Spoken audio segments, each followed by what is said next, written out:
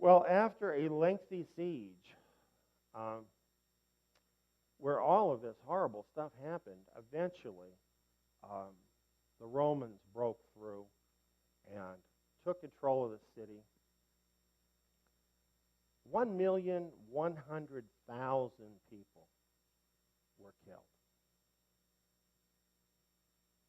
You know, in modern times, a number like that is understandable, where you have like nuclear weapons or something. But we're talking about 2,000 years ago. Can you imagine a slaughter of 1,100,000 people in ancient times? We're talking swords and spears. This is just absolutely mind-boggling to even think of it. The Scripture said about this, that this would be like something that never happened to any nation before. And it truly was. There was never mass killing on that kind of scale, ever in history. You can look through the annals of history and all the horrible things that happened. 1,100,000 people dying all at the same time at the hands of the enemy is just incredible in ancient times. Those few who survived that were not killed became Roman slaves and then wished they had been killed.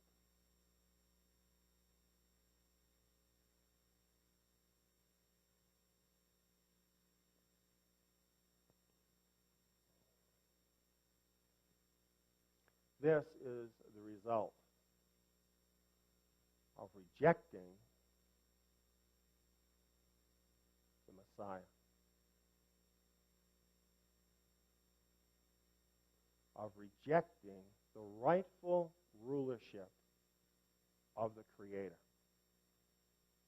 And it's all a matter of history.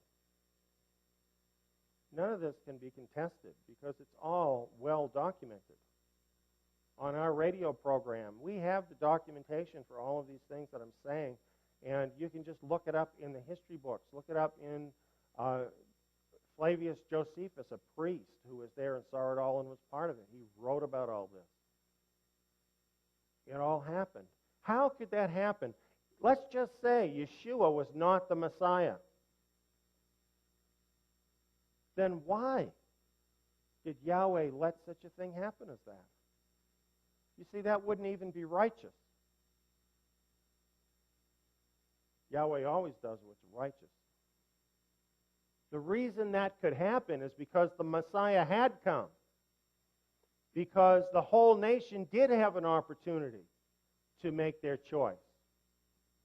And then, once that period of judgment, that 40-year period of judgment was over, then the sentence was applied.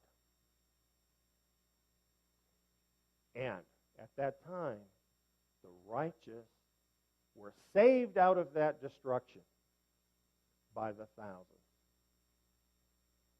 And the wicked were destroyed.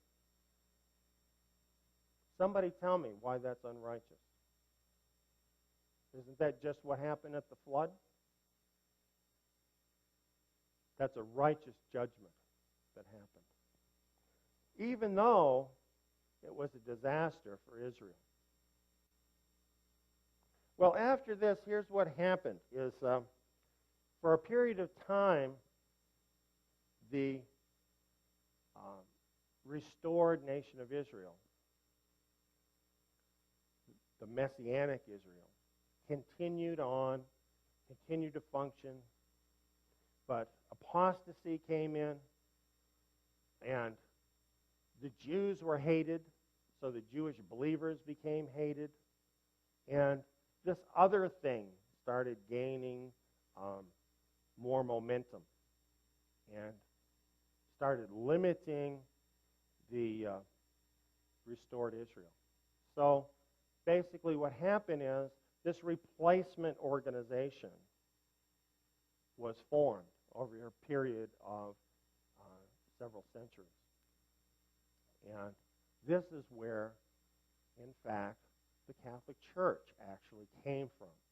This is all a matter of history. We can read about Constantine the Great, the emperor of Rome, who gave favor to the Catholic Church, in fact, presided over the Council of Nicaea, which essentially established the constitution, you might say, for the church as an institution in the earth.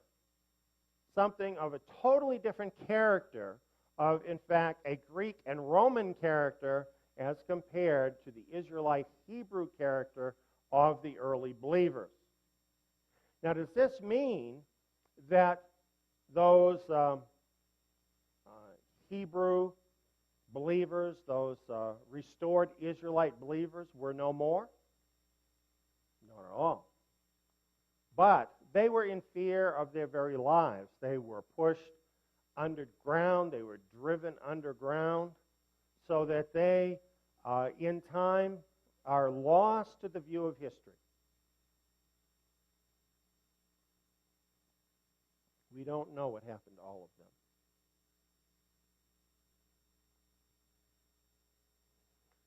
To some people, it would look as if the enemy had won. But, at the same time, the fact that the Messiah had come was going forth into the world, even in this distorted fashion. And there were people that, because of that, came to really know him. In fact, in the intervening centuries till today, millions of people have come to know the Savior. Yahweh has worked with that. But none of that came as a surprise to him. In fact, we have lots in the scriptures that talk about it. I just wanted to read what, let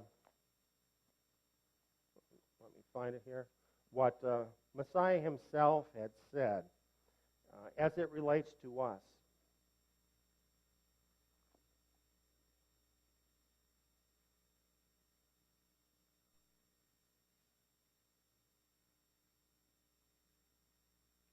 This is in Luke chapter 22. And up to this point in the book of Luke, Messiah is speaking about what would happen to Judea.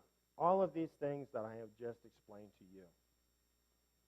And then in verse 24, it is speaking about those Jews who did not accept Messiah and future generations of them like that.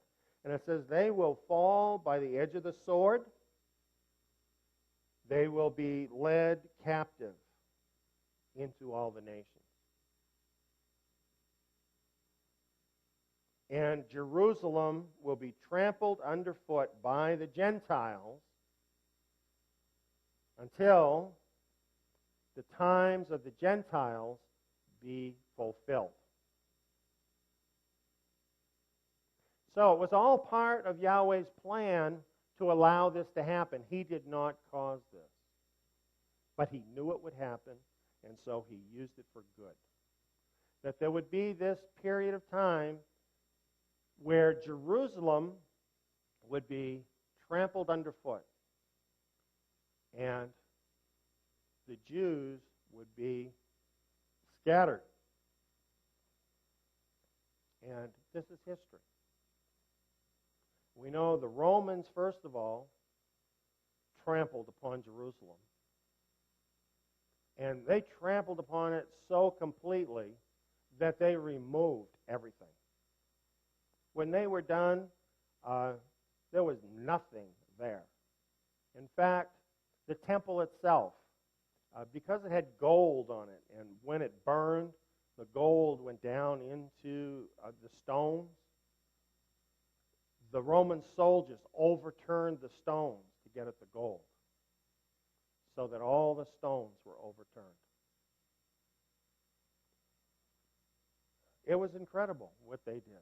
And we know as we follow this through history, how eventually various powers came in control of Jerusalem And truly, Jerusalem has been trampled on by the nations through all of these hundreds of years, just as Messiah said would happen. But you know, this was not something that was going to go on forever. Because he said, Jerusalem will be trampled underfoot by the Gentiles until the times of the Gentiles be fulfilled. Well, that's interesting.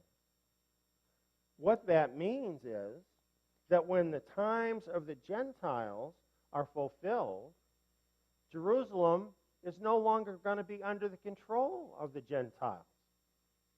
Jerusalem, once again, is going to be under control of the Jews. That's the only thing that verse can mean. That until says it all. Well, what else does Messiah say here?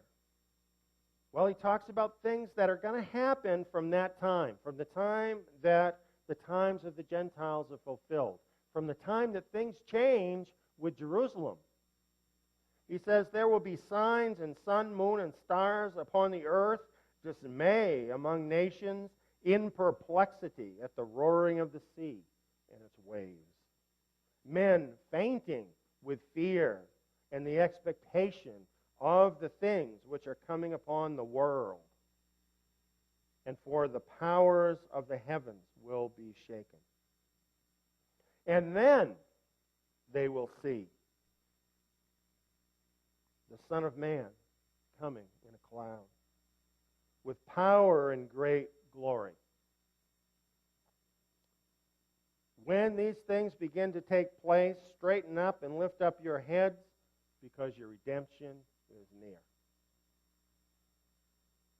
So, we're talking about a situation where people are fainting for fear because the world has become so scary, and the believers are seeing this happen, and they're lifting up their heads and rejoicing. Amazing. I just have to tell you, this is where we're at. In 1967, again a matter of history, the Jews liberated Jerusalem after 1900 years of Gentile domination. And Jerusalem, right now, is under Jewish sovereignty. You know what that means? It means the Gentile times are over. They've been over since 1967.